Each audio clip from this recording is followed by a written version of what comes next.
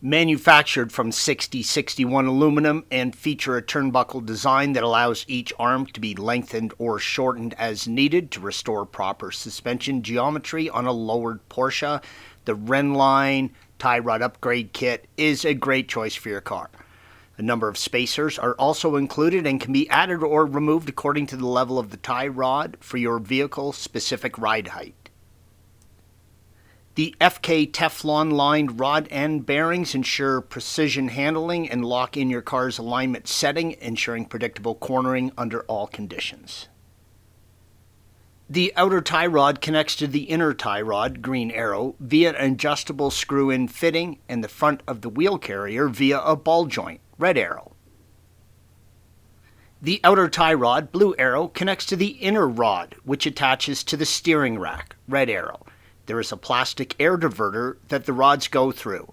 If you are changing both the inner and outer rods, you want to remove this. Begin by unclipping the plastic clasp on the top of the diverter, green arrow.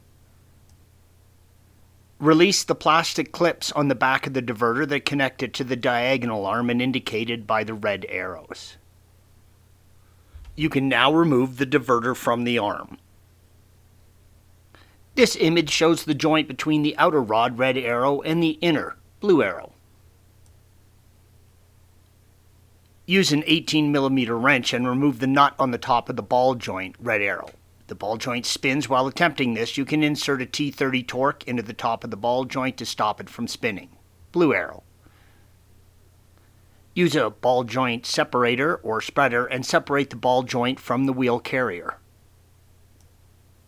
Hold the locking nut on the inner rod with a 21mm wrench and break the outer rod loose with a 24mm wrench.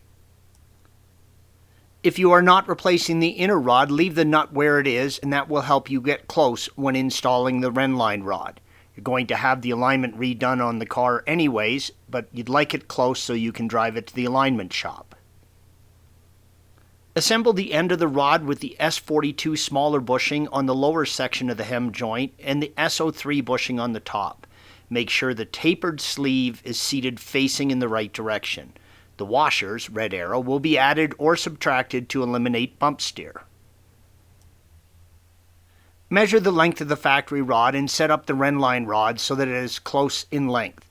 It is adjustable while installed, but you want to get it as close as you can before installation. You want to install the rod so that it is level while the car is on the ground, and you will do this by adding or subtracting the washers, green arrows. Once the level is set, place the 19mm on top of the ball joint and torque it to 75 foot-pounds.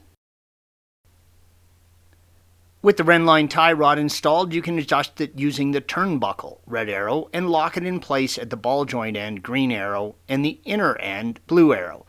Don't forget to reinstall your air diverter. Thanks for watching.